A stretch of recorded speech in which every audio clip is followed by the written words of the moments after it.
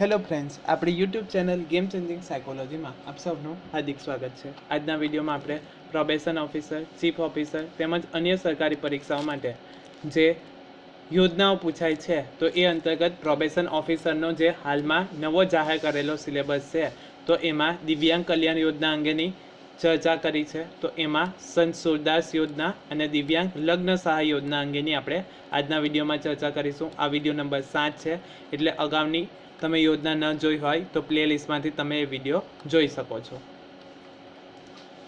તો દિવ્યાંગ કલ્યાણ યોજના અંતર્ગત આપણે અગાઉના વિડીયોમાં દિવ્યાંગ વ્યક્તિને એસટી બસમાં મફત મુસાફરીનો લાભ આપવાની યોજના, દિવ્યાંગ સાધન સહાય યોજના, દિવ્યાંગ વિદ્યાર્થીઓને શિષ્યવૃત્તિ આપવાની યોજના, દિવ્યાંગ વ્યક્તિઓના કુટુંબીજનને વીમા સહાય યોજના જે નિયામક શ્રી સમાજ સુરક્ષા દ્વારા આપવામાં આવે છે એ, Indira Gandhi national disability pension योजना, अस्थि विषयक दिव्यांगों माटे टू व्हील खरीदवा माटेनी योजनानी आपणे विस्तृत चर्चा करी छे। एटले तमे ए विडियो न जोया होय तो आ तमाम योजनाओं तमे अगाउना विडियोमां जोई शको छो। हवे आजना विडियोमां आपणे संत सुरदास योजना अने दिव्यांग लग्न सहाय अंगेनी चर्चा करीशुं। त्याबाद आवनारा विडियोमां निर्मया हेल्थ इंश्योरन्स योजना अने बौद्धिक असमर्थता धरावता एटले के मनोदिव्यांग व्यक्तिने आर्थिक सहाय आपवानी योजना अंगेनी आपणे विस्तृत चर्चा करीशुं।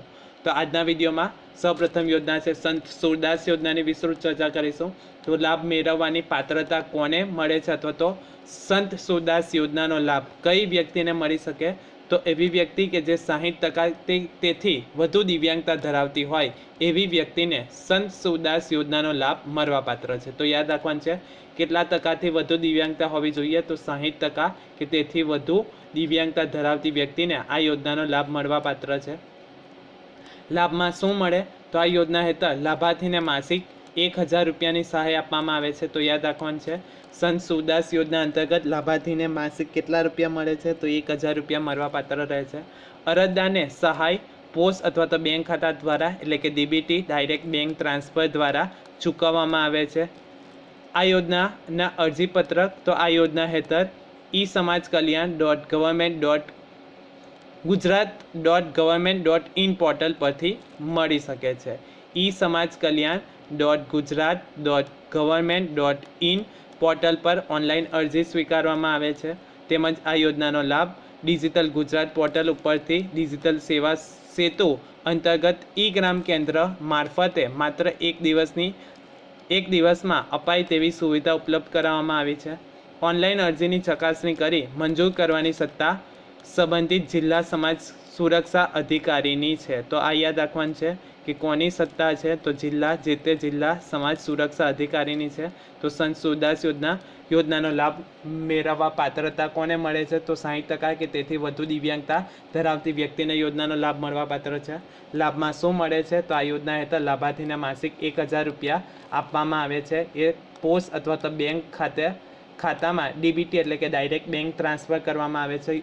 अरजी क्यांथी करी शकाय तो e-samajkalyan.gujarat.government.in पोर्टल परथी करी शके छे। आ सत्ता कोनी छे तो जे ते अरजी मंजूर करवानी सत्ता कोनी छे तो जे ते जिल्लामां जिला समाज सुरक्षा अधिकारीनी आ सत्ता छे। तो आटલું યાદ રાખવાનું છે। ત્યારબાદ બીજી યોજના છે દિવ્યાંગ લગ્ન સહાય યોજના। તો દિવ્યાંગ લગ્ન સહાય મેળવવાની પાત્રતા શું છે તો કન્યાની ઉંમર 18 વર્ષથી વધુ અને છોકરાની ઉંમર 21 વર્ષથી વધુ હોવી જોઈએ। યોજનાનો લાભ ફક્ત એક જ વખત લાભાર્થી દીઠ મળવાપાત્ર છે। આ યોજનામાં લગ્ન થયાની તારીખથી 2 વર્ષની સમય મર્યાદામાં અરજી કરવાની રહેશે। 2 अलग अलग જિલ્લામાં રહેતી દિવ્યાંગ વ્યક્તિના લગ્ન કિસ્સામાં દિવ્યાંગ લગ્ન સહાય યોજનાનો લાભ મેળવવા માટેની અરજી દંપતીએ લગ્ન બાદના દિવ્યાંગ દંપતીના કાયમી વસવાટના જિલ્લામાં કરવાની રહેશે। એટલે કે 2 अलग अलग જગ્યાની વ્યક્તિ હોય તો લગ્ન બાદ જે સ્થળ હોય કાયમી વસવાટ કરતા હોય તો ત્યાં જિલ્લામાં કરવાની રહેશે। અરજી મંજૂર જિલ્લાના જિલ્લા સમાજ સુરક્ષા અધિકારીને અને અન્ય જિલ્લાના જિલ્લા समाज सुरक्षा अधिकारी ने अरजी मंजूर कर्या अंगेनी जाण करवानी रहेशे। दिव्यांग अरजी अन्य राज्य में दिव्यांग स्त्री साथे लग्न करे तेवा किस्सामां बंने दिव्यांग पति पत्नी ने आ योजनानो लाभ नियत पुरावा रजू कर्याथी मळवापात्र रहेशे। एटले के बीजा राज्य में लग्न करवामां आवे तो एमने पण आ योजनानो लाभ मळवापात्र छे। दिव्यांग अरजी અન્ય રાજ્યમાંથી દિવ્યાંગ સ્ત્રી જોડે લગ્ન કરે તેવા કિસ્સામાં અરજદાર સ્ત્રી પાસેથી જિલ્લા સમાજ સુરક્ષા અધિકારીએ સ્ત્રી લાભાર્થીને તેના રાજ્યમાંથી દિવ્યાંગ લગ્ન સહાય મેળવેલ નથી તે અંગેની બાહેંધરી મેળવવાની રહેશે. તો આ યાદ રાખવાનું છે. દિવ્યાંગ લગ્ન સહાય યોજના તો કોને મળવાપાત્ર છે? તો કન્યાની ઉંમર 18 વર્ષ કે તેથી વધુ અને છોકરાની ઉંમર 21 વર્ષ કે તેથી વધુ હોવી જોઈએ. યોજનાનો લાભ એક જ વખત મળવાપાત્ર છે. આ યોજનાનો લાભ નીચે મુજબની ટકાવારી અને દિવ્યાંગતા ધરાવતા લાભાર્થીઓને મળવાપાત્ર છે. તો ફર્સ્ટ, અંધત્વ, ઓછી દ્રષ્ટિ, આનુવંશિક કારણોથી થતો સ્નાયુક્ષય, રક્તપિત્ત, સાજા થયેલ, એસિડના હુમલાનો ભોગ બનેલા, હલનચલન સાથેની અશક્તતા ધરાવતા હોય, સેરેબલ પાલ્સી, વામનતા, બહુવિધ સ્ક્લેરોસિસ, શરીરની પેશીઓ કથન થવાની વિકૃતિ જે ધરાવે છે એમાં દિવ્યાંગતાની ટકાવારી 40% કે તેથી વધુ હોવી જોઈએ. સાંભળવાની ક્ષતિ હોય તો 71 થી 100% દિવ્યાંગતાની ટકાવારી.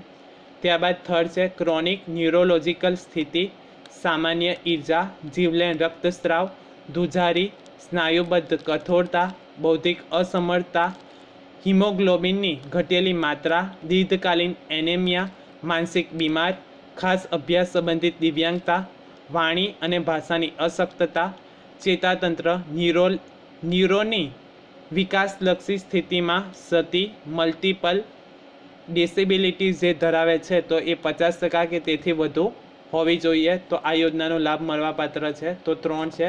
એક તો 40% કે તેથી વધુ દિવ્યાંગતાની ટકાવારી, બીજું સાંભળવાની ક્ષતિ તો 71 થી 100%, અને બીજા જે કેટલીક ડિસેબિલિટી છે તો એમાં 50% કે તેથી વધુ હોય તો આ યોજનાનો લાભ મળવાપાત્ર છે. મળવાપાત્ર સહાય તો આ યોજના હેઠળ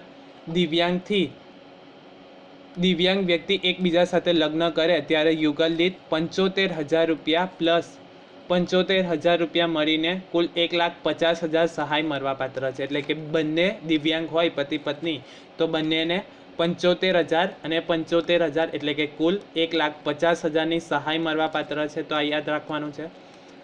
દિવ્યાંગથી સામાન્ય વ્યક્તિ એકબીજા સાથે લગ્ન કરે એવા કિસ્સામાં દિવ્યાંગ વ્યક્તિને 75,000ની સહાય આપવામાં આવે છે. એટલે કે બેમાંથી કોઈ એક જ વ્યક્તિ દિવ્યાંગ હોય તો એવા કિસ્સામાં જો લગ્ન કરે તો 75,000 રૂપિયા મળવાપાત્ર છે. અને બંને વ્યક્તિ જો દિવ્યાંગ હોય અને લગ્ન કરે તો 75,000 પ્લસ 75,000 એટલે કે 1,50,000ની સહાય મળવાપાત્ર છે. આ યોજનામાં અરજીપત્રક તો આ યોજના હેઠળ esamajkalyan.gujarat.government.in પોર્ટલ પર ઓનલાઈન અરજી સ્વીકારવામાં આવે છે. તેમજ આ યોજનાનો લાભ ડિજિટલ ગુજરાત પોર્ટલ ઉપરથી ડિજિટલ સેવા સેતુ અંતર્ગત ગ્રામ કેન્દ્ર મારફતે માત્ર એક જ દિવસમાં અપાય તેવી સુવિધા ઉપલબ્ધ કરાવવામાં આવેલ છે. ઓનલાઈન અરજીની ચકાસણી કરી મંજૂર કરવાની સત્તા જે તે જિલ્લા સમાજ સુરક્ષા અધિકારીની રહેશે. તો આ યાદ રાખવાનું છે. અરજી મંજૂર કરવાની સત્તા કોની છે? તો જે તે જિલ્લા સમાજ સુરક્ષા અધિકારીની છે. ક્યાંથી અરજી કરવાની? તો esamajkalyan.gujarat.government.in પોર્ટલ પરથી ઓનલાઈન અરજી પણ કરી શકાય છે.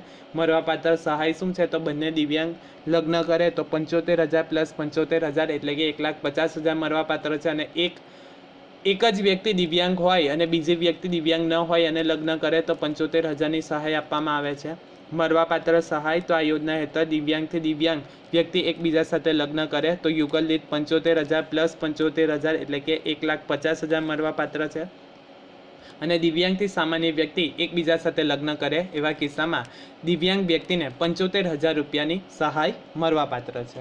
આશા રાખું છું કે તમને આ વિડીયોમાં સમજ પડી ગઈ હશે. અને જો તમને આ વિડીયો પસંદ પડ્યો હોય તો વધુમાં વધુ લાઇક કરો, શેર કરો અને અમારી ચેનલને સબસ્ક્રાઈબ કરો. Thank you.